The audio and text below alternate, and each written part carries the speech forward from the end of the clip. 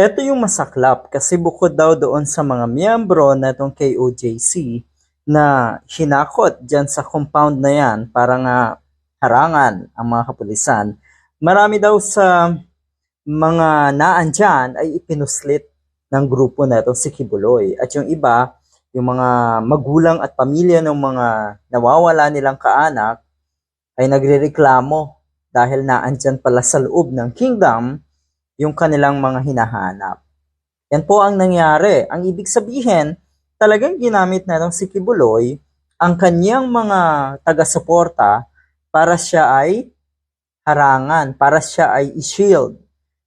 Antakin nyo At eto namang mga taga-suporta na ito, nagpa-auto.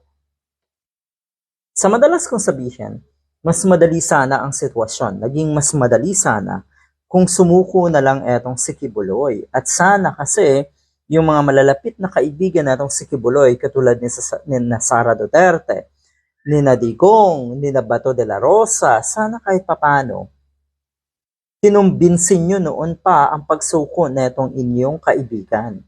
Yun yung problema sa inyo Lalong lumakas ang loob na magtago na itong puganting ito dahil suportado pa rin ninyo. Ayan, ito po, nagsalita na si PBBM tungkol sa issue na ito. Tapos sasabihin nyo na naman, pamumulitika. Okay? Buti naman pala may ganitong issue, para meron kayo na namang irason na pamumulitika ang nangyayaring ito. Matindi rin itong mga kampon talaga, kampon ng kadiliman. Sila naman daw ang maglalaban, kampon ng kadiliman laban sa kampon ng mga kasamaan. Yan yun.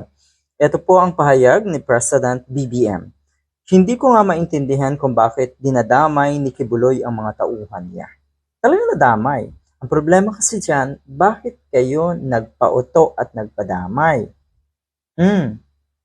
Abay, totoo pala yung sinabi ni Kibuloy na yung katangahan nyo ay sagad dahil handa kayong magpakamatay para sa idolo nyo, para sa Panginoon nyo, na may mga karumal-dumal na akusasyon at napakasamang tao. Yan ang idolo nyo. Kawawa po kayo kung ganon. Talaga pong nagpadamay na rin kayo Yan kasi ang nangyari. Dinamay kayo ni Kibuloy, nagpagamit naman kayo, ayan. Okay. Sinasabak itong mga tauhan na ito ng walang kasalanan. Wala talagang kasalanan kung titignan natin itong mga ito. Ang naging kasalanan lang na itong mga KOJC members na ito ay nagpa-auto at naging baluktot ang kanilang kaisipan at hindi na kayang maituwid ang kanilang kaisipan. Yun po ang naging problema nyo. They did not sign up to be in the front line of this kind of thing that's happening now, that they will protect him from arrest even when he has cases filed against him, not only here in the Philippines but also in the United States. At yan po ang totoo. Okay?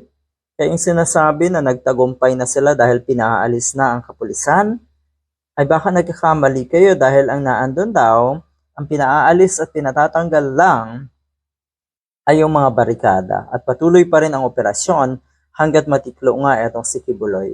Ano nga uli ito? Pamumulitika na naman? Sara Duterte, tama ba? May pa-sorry-sorry pa itong tambaluslos na ito sa mga bumoto ko kay Marcos Jr. Na miyembro ng KOJC. Medyo makapal. Bingi na nga. Sabi ni Congressman Abante sa hearing kagabi, ang kapal pa ng mukha. Good luck.